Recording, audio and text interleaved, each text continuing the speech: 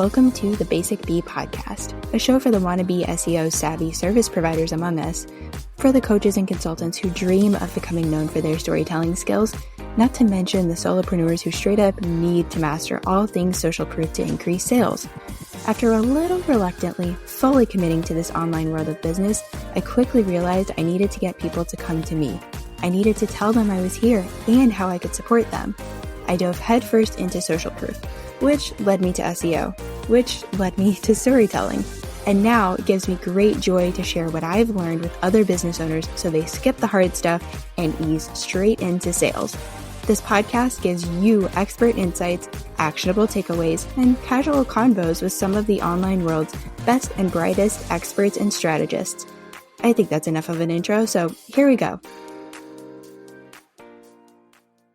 Welcome back to the Basic Bee podcast. Thank you so much for tuning in, whether you're listening on your favorite podcast player or watching us on YouTube. Thank you. I'm so excited to have you here. And I've got such a cool guest for you today. I've got my friend Salina Yeung, who is like my LinkedIn guru. I'm going to give you an introduction to her, and then we're going to dive into frequently asked questions about LinkedIn with Salina. And I think we're going to be able to pack a lot in. So buckle up, break out your notebook. You're probably going to need to listen to this or watch it twice. And here we go. So Salina Yeung is a LinkedIn business strategist and founder of the In Academy, where she helps entrepreneurs create personal brands that people want to follow and converts connections into paying customers. Salina and I actually go back a few years. I can't remember who followed who, but I'm never letting go of her because every time she says anything about LinkedIn and I go and put that into practice on my profile, I have such drastic improvements on my end. So it's just incredible. And without further ado, hi, Salina. Hello, B. So excited to be on your show. Yeah, I'm so happy to have you here. And of course, I want to get into all these LinkedIn FAQs. But before we do, I'm asking you the question that I ask everyone. All right. It's a loaded one, but there is no wrong answer. So here we are. Which do you believe is the most important for sales? SEO, storytelling, or social proof? Oh my goodness. All are so important, but I will rank number one social proof just for the sake of right now, the environment and landscape of it. Then second, you like me for it. I will rank actually SEO above storytelling and then storytelling the least. Oh, I like that. No one's done a ranking system. So social proof, SEO, and then storytelling. Yes. I love that. I agree with you that social proof is it's really clutch right now. It's really key. Yes. So important. Especially the coaching consulting industry is getting really saturated. I felt like social proof is one of the things that will really cut through the noise when they know there's real result and real clients that you're working with. I have multiple different sales conversations here and there. People will be like, oh, do you mind talking with your previous clients about their result, about your experience working with them? I was like, absolutely, go ahead. And it always come back with a big yes after it. So I will always rank social proof about everything when it comes to sales. That's a really good point. I've had a lot of people see my name with a testimonial on a sales page or something, or hear me talk about a program, and then they end up in my DMs like, Brittany, okay, give me the real down low, what actually happened. Yeah, it's amazing. And I welcome those as well. Yeah. If I'm working with someone B, I hired you previously with the sales page, or someone asked me, I will be so happy to share my own experience as well. It's this beautiful snowball effect, but in a really great way, that helping other people, picking a great consultant, picking a great coach to work with you. It's just this beautiful support system that could grow together in something beautiful. Yeah, I could not agree with you more. All right, we have a lot of questions to get into. So are you ready to get into the FAQs for LinkedIn? Rapid fire. Rapid fire. The whole thing's going to be rapid fire. All right, so what do you mean when you talk about social selling? I know you say the term social selling a lot, but what does that mean in practice? What does that look like? Yeah, social selling, obviously I'm the LinkedIn girl, but when it comes to social selling, it's really a process of using social media. It could be LinkedIn, it could be Instagram, it could be YouTube. You're watching B right now and me talking and identify and connect with your potential, I call it the best fit clients, and you potentially will be nurturing them from being a connection with you or being someone that following you to potentially being that lead to clients. So that's social selling in a nutshell. Drilling down one layer further, if you're looking into LinkedIn specifically, we start by optimizing someone's LinkedIn profile, position yourself as the go-to expert or trusted advisor with that industry that you're in. So for instance, for B, that will be SEO strategies, copywriting, about social proof, things like that. These are some of the keywords that we're talking about that would help someone do better on social selling. Using LinkedIn, you can use advanced search function to find and identify and research your potential prospect based on industry that we just talked about. It could be location as well. Some people only do business, particularly, let's say, US based, or if you're like branching in globally, you can do that as well. And on LinkedIn, you can use job title as well. So that is basically how some of the things that people can use social selling for. I love that. So sticking with social selling, I know there's like relationship building and marketing in there. So how could I interact more and build more relationships on LinkedIn, especially for me? Like if I'm giving you an example, I have my core little group that I interact with, but I also get a lot of like requests from people I don't know. So how would you advise someone to go through and build relationships on there?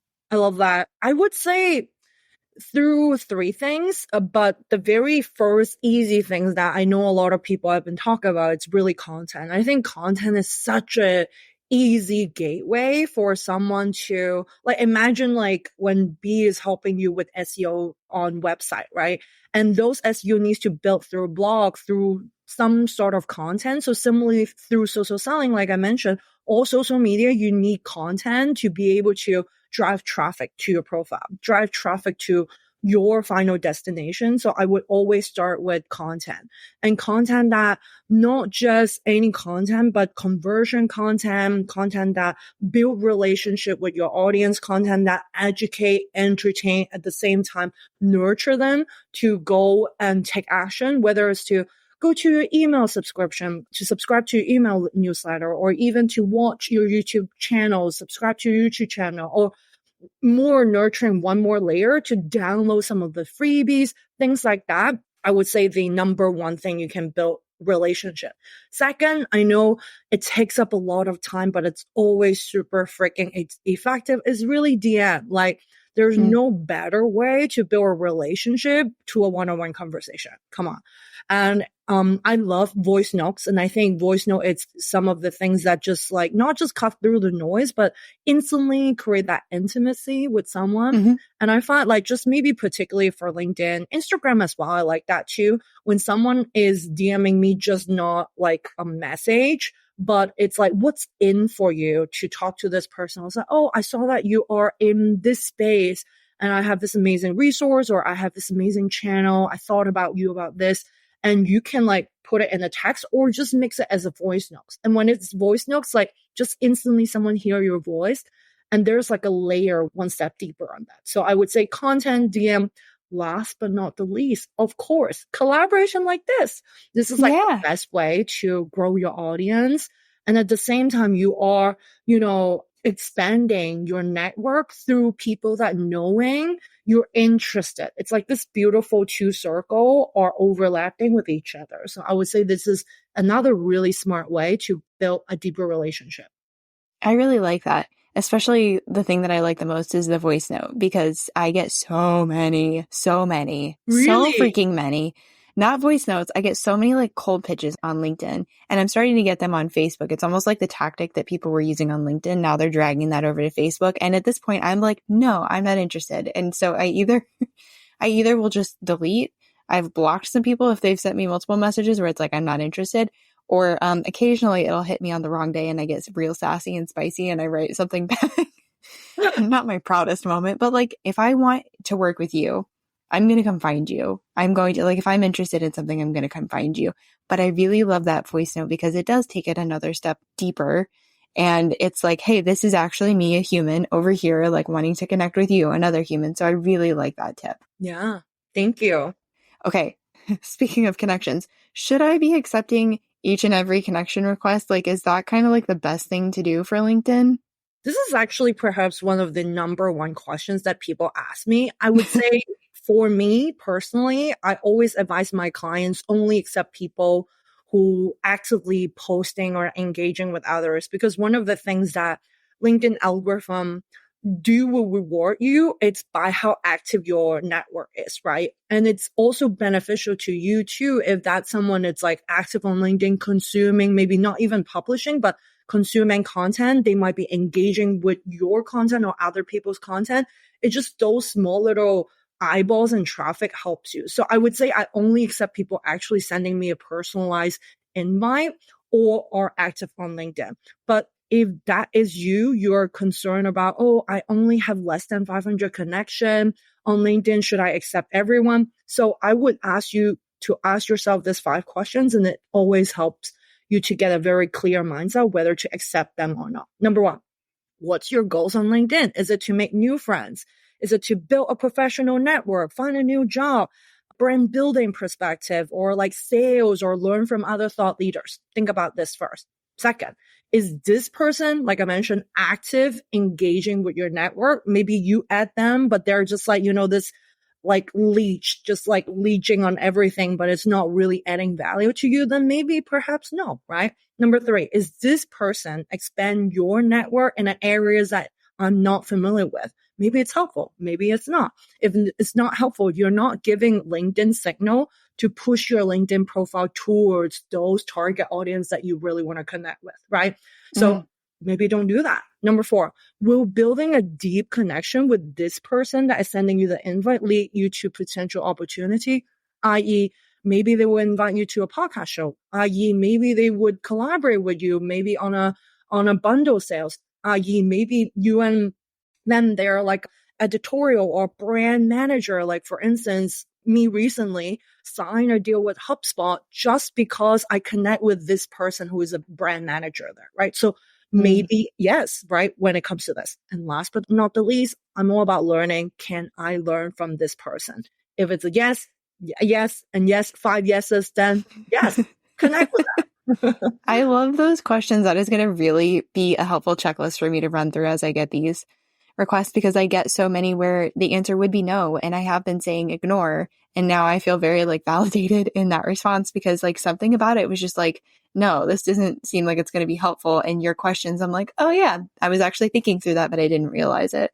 Yeah, I it's love always that. super helpful, especially they're not your target audience and they're not really adding value to my network. To me, it's like always the two-way street, right? It's just like inviting someone to your private dinner party, right? Are they close to you enough? Would they drive great conversation with also your other friends? If yes, then it makes sense to accept them. If no, then maybe ignore. I love that visual. Like, is this person someone that would make sense to have at your LinkedIn dinner party table? Gosh, that's perfect. That encapsulates it perfectly. Okay, we're going to take it back to content for a second. I've seen a lot of people on Instagram who post like multiple times a day on Instagram. Does that seem like posting multiple times a day? Does that work on LinkedIn? Is that like a smart tactic? So I love and hate these questions at the same time, because I felt like content now, people are just oversaturated with how you should be doing content. Like to me, it boils down to who you are as a person and how do you really want to show up online. So I want everyone who is listening to this, don't overthink about content. Like posting the best time, don't think about that. Think about frequency of posting. Don't think about that, because it goes back to you as a person. How do you want to educate, nurture, entertain your audience, and continuously going back to your goals of posting on social media? Why do you do that? Not because of the number. Don't aim for that, because that is a number is going to drag you down and hinder your growth in any social media platform. So I will start with this first. But when it comes to LinkedIn, I would say, if you are getting started, I know you and I have this amazing conversation previously. I would start with actually you. Like, can you post twice a day? Do you have the capacity to do that? If not, if you're starting out, then don't do that. Put a goal that is realistic. Maybe it's just twice a week. Maybe it's just even one time a week. Stick to it for a whole month first and then ramp up accordingly. And the best thing about this is not a lot of people understand when you just, oh my gosh, I need to post every single day on Instagram or LinkedIn. Let me post twice a day. You're not actually allowing the algorithm to learn what you are actually posting.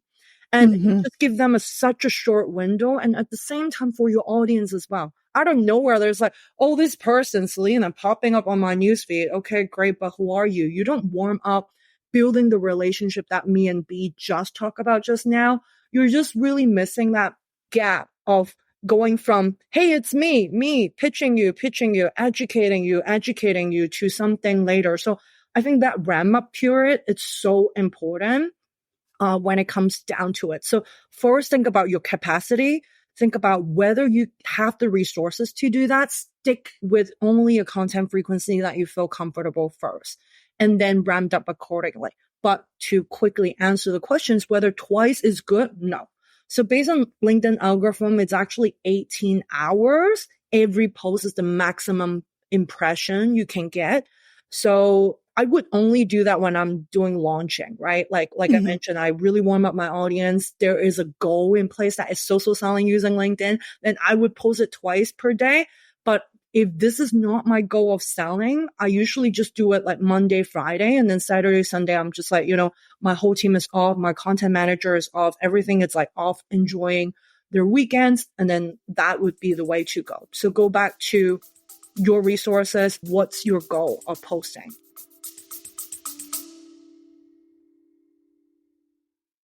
Hey, fellow podcaster. I see you out here wanting to do more with SEO, but not even knowing where to begin or what to do. Oh, and yeah, there are loads of episodes you should be blogging about, but like, how? I saw so many conversations just like this happening around me, and one day I just thought, I'm a podcaster, I'm an SEO show notes writer, I should make a resource. So I did. And now you can grab the SEO podcast show note and blog post templates. You get everything you need to go from podcast idea to SEO optimized podcast show note to SEOified blog post, which means you've got 2 long form content pieces out here marketing for you 24/7. I even included video training so you know exactly what goes where and how to incorporate SEO for your podcast ASAP. Click the link in the show notes and grab your templates today. I like that a lot. And I remember we had this conversation a while ago, and you were saying that really like your content needs that time to breathe and to actually like be out there. So I think I've only done it, like you even said for yourself, super rarely, where I've posted twice in a day. And it was like because there was a podcast that I dropped and there was like a summit that I was a part of. So I might have done something like that. But otherwise, you're just not giving that marketing piece the time to actually go out there and market. And that was really huge. The other thing that was really helpful for me to hear when we first had these conversations was that it's okay to post like twice a week. Hearing that and knowing that I still wanted to be like super active over on Instagram, I was like, oh, okay, I can keep my Instagram schedule and just build up, start with 2 times a week on LinkedIn. And it was more than enough. And now I've got like 2 badges, which is super fun. Amazing. And you can Yeah. repurpose too. People always think you need new content for a new platform. Absolutely not. Like just best practice to know what it works for a certain platform, but you can always repurpose. So like B, you mentioned your number one platform is Instagram, then use Instagram as your like sort of number one pillar and then branch out from that, right? And then like, I know you're now, growing on YouTube as well. I'm pretty sure you start with somewhere else. Maybe now it's YouTube and then you chopped it up to smaller pieces and distribute on Instagram or LinkedIn as like a Mm-hmm. trailer content that people's like, oh my gosh, this episode, I want to hear it, right? And then they go about learning it. And that's the best practice you can do when it comes to repurposing as well. Yeah, I love that. And you led so seamlessly into the next question, which is something that I've had a lot of conversations with people in my world recently. So let's say we've got a bunch of emails, we've got a bunch of blogs. Are those things that I can repurpose on LinkedIn? Like I know I've seen LinkedIn newsletters, LinkedIn articles, stuff like that. Is that wise to take those things and move it over? Absolutely. I love this question so much because I literally just did a video about stop like writing article from scratch on LinkedIn, but use your website blog and then repurpose it on LinkedIn. And I don't know that a lot of people don't know about this is that you can add fun multimedia through LinkedIn article around this. So what I mean by that, so for instance, B, you and I are like doing this podcast right now, which is also with visual, right? With Mm-hmm. video, you can easily do this multimedia with a video image and woven within that LinkedIn article or LinkedIn newsletter. And that's like Wow. so powerful. So I can redirect someone. Let's say you're more a reader, then you read on that LinkedIn article. If someone just like more like a visual person, it hits them with a better sort of like nooks when it comes to like their brain, then Mm. also include, hey, if you want to watch this episode or listen to this episode, you can click on that. So definitely repurpose, repurpose, and repurpose. And on top of it, you will get analytics and Mm. also longer shelf life using LinkedIn, right? It gives you a different type of target audience. It gives you at least a year or even 3 years on this like shelf life versus like short form content that Instagram may allows you what 24 hours if I'm Hmm. mistaken. LinkedIn may be slightly longer for 3 or 5 days, but that's it, right? So always repurpose your blog to LinkedIn article or newsletter. I love that. I've got follow-ups like sticking with this. So when you say having the video, like let's say this video goes and lives on YouTube, and we also have like the raw video, should I be putting the YouTube video link in there? Absolutely. Okay. And then it will automatically pop up less like your thumbnail of your Got it. video. So it's like really cool. It's like a article woven into like, usually you will put like pictures or what would you call Like that? GIFs or whatever. Yes, Hmm. like GIFs or like things that stock images. That's what Yeah. I'm thinking. But it could change to you, to the episode that it's actually about that topic. And it could be also on top of it too. If you're like, let's say this episode we're talking about newsletter and LinkedIn article, I can zoom out and say, hey, if you want to learn more about this topic, here's another podcast you can listen to, or here's our freebies, you can do that. And that's Mm. just help people not just to nurture, but from one content pieces to link it out like a spider web to Yeah. many other amazing content that you have produced. I like that LinkedIn actually likes that you do that.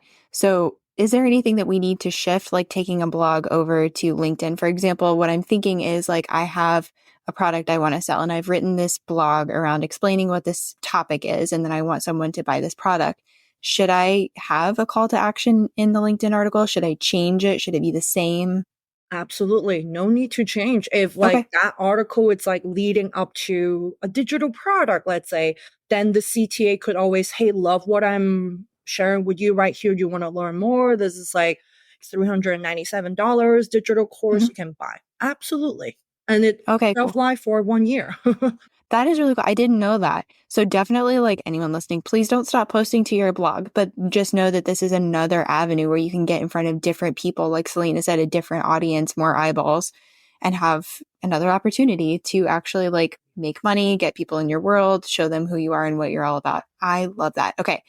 What are some of like, is there one client success story or win that you feel encapsulates a lot of what we talked about so far? Yeah, I have a lot, but I would I talk know you do. about I will talk about one of the clients actually start with me, and he's a CIO at a very, very top law firm in the US. And like when we started, he was like, I don't know what to post. I have so many different ideas, but I'm also really afraid of my network not engaging on all this stuff. So we talk about, posting frequency. We talk about content specialty. So hone into some of the content specialty that you like. So for instance, I think for B, you are such an amazing copywriter. Things that people love to consume will be, or you like to produce that it doesn't really exhaust you, will be like maybe articles, maybe long form text posts, things like that, right? So Hmm. find what your strength is and you can do it for a long time. So similarly for this client, we figure out for him is actually like storytelling type of post. And then he did multiple type of it. And later, I think last year, he got rewarded as a LinkedIn top voice just Hmm. because of him showing up every single day to his audience, as well as like to get a content creator from LinkedIn specifically for the legal tech industry. So it's like super beautiful.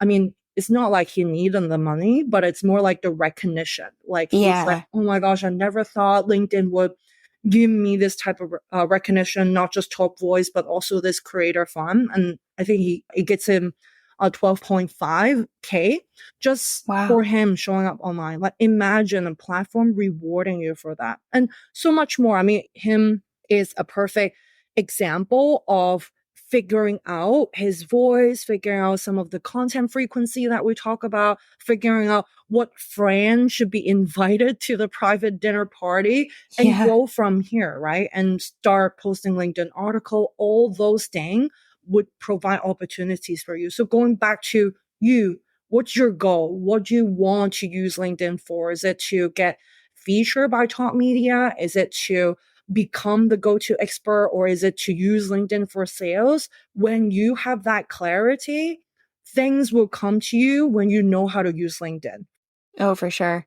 You reminded me as you were talking about like frequency. Is there a frequency difference between like LinkedIn articles and posts? Like when it comes to LinkedIn articles, let's say we're going to repurpose those blogs. Should we be doing it at a certain frequency? I love that question. So LinkedIn had this new feature just launched, I think last year, 1 year and a half ago. It's called LinkedIn newsletter. So Mhm. LinkedIn newsletter allow you to create a theme. But when I talk about newsletter, B, you know it more than I do. There is some sort of like consistency that it require, right? Like just like when you're nurturing your own list, you show up at least maybe weekly or bi-weekly. So similarly for LinkedIn newsletter, you should have some sort of frequency that dedicated to do that. So if it's like bi-weekly work for you or even a monthly newsletter, you can do that. And then you can update the frequency so your audience know it as well. And Mm, LinkedIn newsletter, it's fantastic because of two things. One is once you blast a newsletter, it will automatically blast to someone's email as well. That's really good. Another really great thing is about discovery. So even though, like, let's say B, you and I are not connected, but I'm so interested with SEO topic. Like I was like, oh my God, like B have this SEO channels talk about the basic B when it comes to SEO strategies, and I can subscribe to your newsletter, but not necessarily become your connection. But that is ah, your follower too, which is so interesting. So those are the two reason I would say doing a newsletter. As for a LinkedIn article, it's much more relaxed. It's more like just a format. It's like Instagram carousel or Instagram picture post. So you can post at any time if you want. And when you do post a LinkedIn article or LinkedIn newsletter, it will automatically post like a post. So this got gets a it. little bit complicated, but I'm about with you. everything when you post on LinkedIn, it attach as a post format.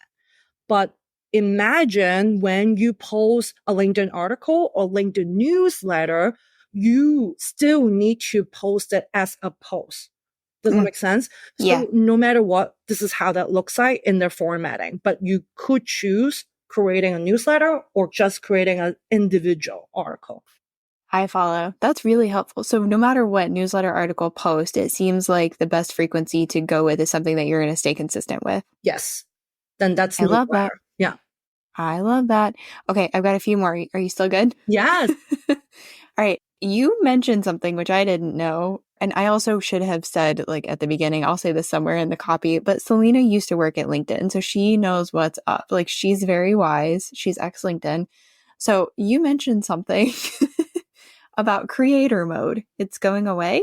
Yes, which is so sad because I that's like actually one of the topic that I love the most. And I don't know, Yeah. like LinkedIn sometimes will create some really, really good feature and then decided to turn it off. One of which I think I told you it's the like almost like an Instagram story thing that they Mhm. have a while ago.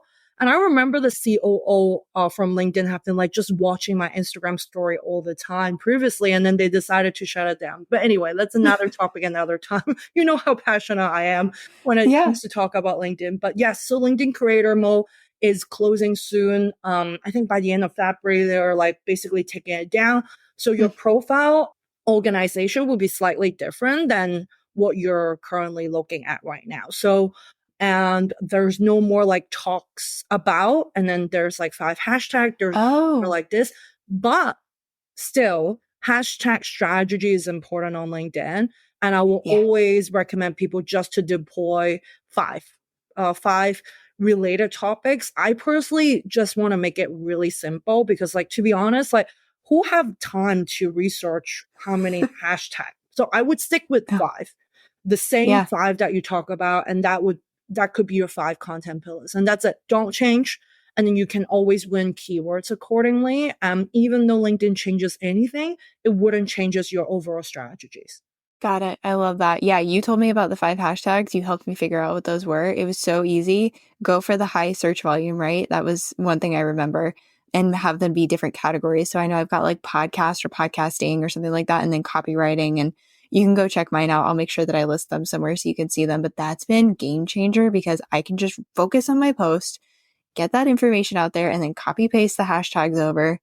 I love that. Exactly. And also you can schedule your posts on LinkedIn right now. So you don't Yes. have to, pay for another separate tool to do that. Yeah, it's native. It's so easy to do that. I love it. Okay, I do have one more for you, Tell me. which I didn't even realize this was a thing, but someone submitted this question recently.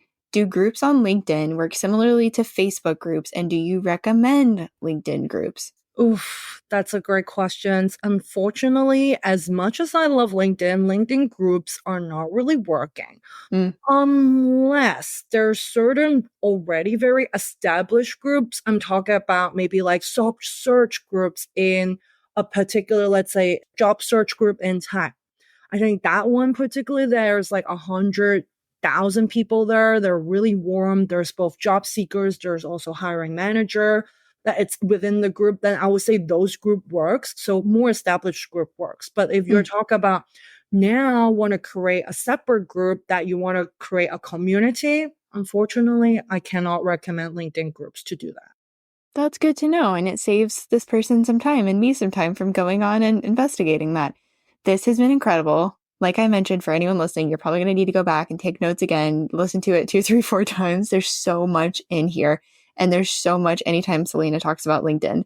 So, my friend, where can people find you, connect with you, grab your stuff? Of course, LinkedIn. Surprise.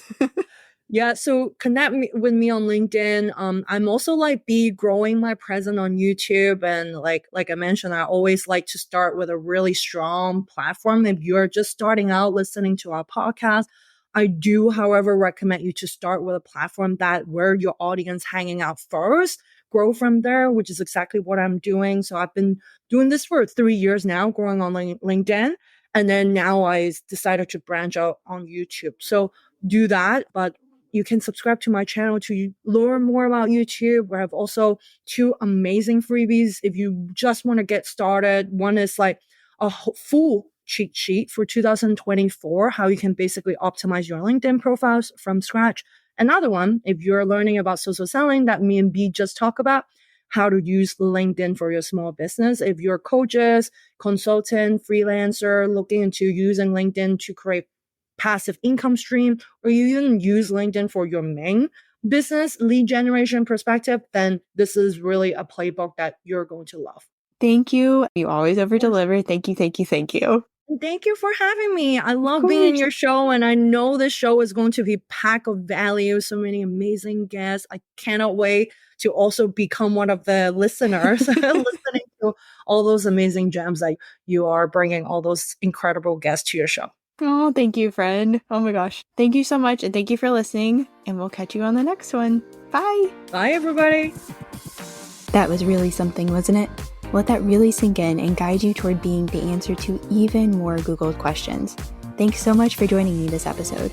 You are the reason this show exists and that it keeps growing. You know, thanks to all those follows and reviews. If you know someone who could benefit from what was shared, send it to them. We don't do shy around here. If you thought of clarifying or follow-up questions while listening, you know what to do. Say hi on Instagram. Check the show notes for all the things that were mentioned, and I'll talk to you soon, friend. Okay, you get it. You know SEO is important, but no, you're not interested in learning another skill. Who has the time? But who are you supposed to trust with the task of getting SEO to work for you? Someone who won't ghost you mid-project or treat you like a dum-dum lollipop. Someone who actually wants to empower you and your team with all things SEO. Hi, yes, it's me, Brittany, and you are the person I created the SEO packet for.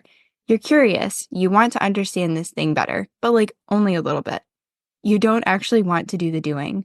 This way, you get the key SEO stuff super fast, and you get support throughout and beyond the project. No more letting Google gift you the wrong SEO strategy. Time to put the right words in the right places and get found online by the right people. Find all the info you need below.